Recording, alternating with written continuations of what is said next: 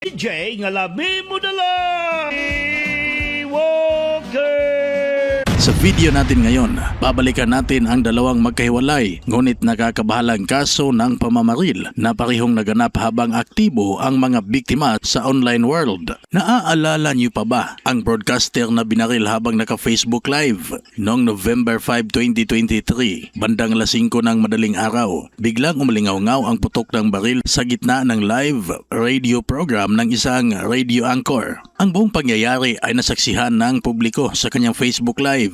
Ang biktima ay kinilalang si Juan Humalon, mas kilala sa ere bilang DJ Johnny Walker. 57 years old at residente ng barangay Don A. Neri Bayan ng Calamba, Misamis Occidental. Ayon sa ulat, isang lalaki ang pumasok sa loob ng radio station at nagkunwaring mananawagan sa programa ng nasabing broadcaster. Ngunit nang makapasok, walang babala niyang binaril ang broadcaster na nagtamon ng malubhang sugat na naging sanhi ng kanyang agarang pagkamatay. Nasaksihan ito ng mga live viewers sa mismong oras ng insidente. Agad namang nagsagawa ng hot pursuit operation ang mga otoridad.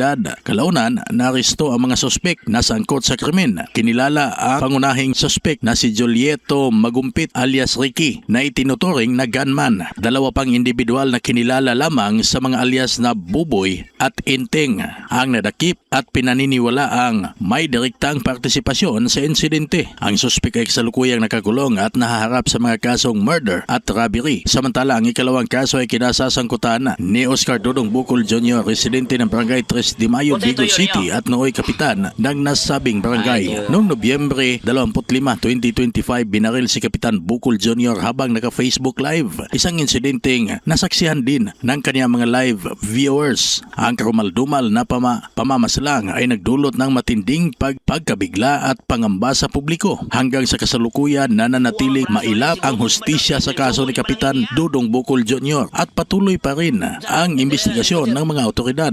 Ano nga ba ang kaugnayan ng dalawang kasong ito na ating binalikan ngayon? Hindi na baligtas ang freedom of speech sa social media o nagkataon lamang na mataas ang kumpiyansa ng mga biktima dahil sila ay nasa harap ng kamera? Ikaw, ano ang iyong pananaw? Ibahagi ang iyong komento sa comment section. Kung napadaan lang sa iyo ang video ito, paki-follow ng ating page at pa-subscribe ng artikulo. Maraming salamat.